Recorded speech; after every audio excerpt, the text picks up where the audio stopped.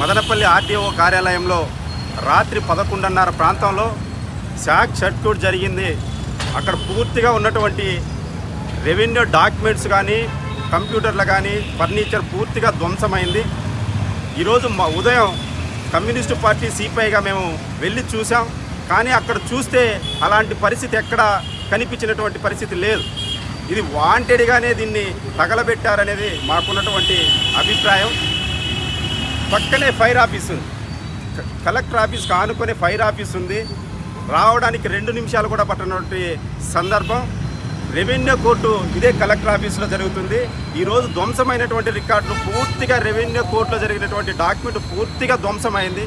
ఇదే ఆఫీసు 1.5 సంవత్సరం కింద దీన్ని రీమోడల్ చేశారు.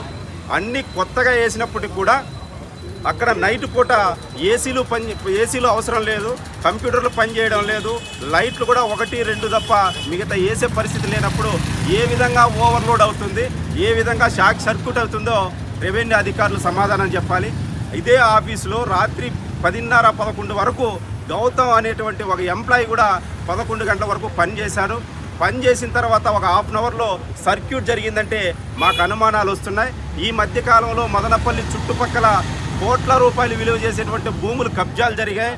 అనేక లిటిగేషన్ భూములు రెవెన్యూ కోర్టులో నడుస్తున్నాయి. ఇలాంటి భూములు సమస్యలు ఎక్కడికక్కడ అణిచిపెట్టడానికి రెవెన్యూ వాళ్ళే ఈరోజు కలెక్టర్ ఆఫీసును తగలబెట్టేశారనేసి కూడా సిపిఐ పార్టీగా మేము అభిప్రాయపడుతున్నాం. ఈరోజు ఉదయాన్నే వచ్చిన తర్వాత మీడియా వాళ్ళని లోపలికి అనుమతి చేయలేదు, కమ్యూనిస్టు పార్టీని లోపలికి అనుమతి చేయలేదు, ప్రజా సంఘాలని రానియకుండా ఒక పక్క పోలీస్ యంత్రాంగం అడ్డుకుంటుంది, ఇంకో పక్క రెవెన్యూ యంత్రాంగం అడ్డుకుంటూ వీళ్ళ మాత్రమే లోపల జరుగుతుందంటే రాత్రి 11 గంటల నుంచి ఉదయం 9 గంటల వరకు ఏం జరిగింది, ఇంతవరకు అధికారులు ఎందుకు అప్రమత్తతగా లేరనేసి కూడా సిపిఐ పార్టీగా మేము డిమాండ్ చేస్తున్నాం.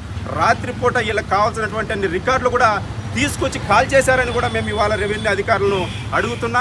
ఇప్పటికైనా పోలీస్ అధికారులు దీనిపైన సమగ్రమైనటువంటి దర్యాప్తు చేసి ఎవరైతే దీనికి కారకులైనారో వాళ్ళపైన శిక్షించాలనేసి సిపిఐ పార్టీగా మేము డిమాండ్ చేస్తున్నాం. అలా లేని ఏడల పెద్ద ఎత్తున పోరాటాన్ని కూడా కొనసాగిస్తామని ఈ సందర్భంగా రెవెన్యూ యంత్రాంగాన్ని, పోలీస్ యంత్రాంగాన్ని హెచ్చరిస్తున్నాం.